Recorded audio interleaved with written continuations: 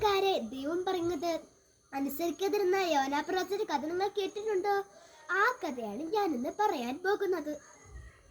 ഒരിക്കൽ ദൈവം യോനാ പ്രവാചകനോട് നിനവേയിലേക്ക് പോകുവാൻ ആവശ്യപ്പെട്ടു. എന്നാൽ അവിടുത്തെ ജനങ്ങൾ ദുഷ്ടന്മാർ ആയതിനാൽ തർശീശിലേക്ക് കപ്പൽ കയറി.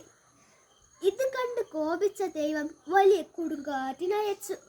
കപ്പൽ ഇളകി മറിഞ്ഞു. കപ്പൽ തകരുമെന്ന അവസ്ഥ ആയപ്പോൾ അതിലുണ്ടായിരുന്നവരെല്ലാം അവരുടെ ദൈവങ്ങളോട് പ്രാർത്ഥിച്ചു. യോനയോടുള്ള ദൈവത്തിന്റെ കോപമാണ് ഈ പ്രശ്നങ്ങൾക്കെല്ലാം കാരണമെന്ന് മനസ്സിലാക്കിയ അവർ യോനയെ കടലിൽ എറിഞ്ഞു. യോനയെ വിഴുങ്ങാൻ വലിയ മത്സ്യത്തെ ദൈവം നിയോഗിച്ചു.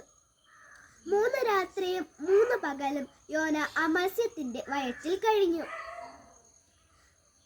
അവിടെ കിടന്ന യോന തന്റെ ദൈവത്തോട് കരഞ്ഞു പ്രാർത്ഥിച്ചു. അപ്പോൾ ദൈവം മത്സ്യത്തോട് കൽപ്പിച്ചിട്ട് അത് യോനയെ കരയിൽ ഛർദ്ദിച്ചു. അങ്ങനെ രക്ഷപ്പെട്ട യോന ദൈവം പറഞ്ഞതുപോലെ നിനവേയിലേക്ക് പോയി. കൂട്ടുകാരെ, നിങ്ങൾക്കിതിൽ നിന്ന് എന്താണ് മനസ്സിലായത്? ദൈവം പറയുന്നത് കേട്ട് അനുസരിച്ച് ജീവിക്കുക എന്ന് പറഞ്ഞുകൊണ്ട് ഈ കൊച്ചുകൾ നിർത്തുന്നു. ദൈവം എല്ലാവരും അനുഗ്രഹിക്കട്ടെ.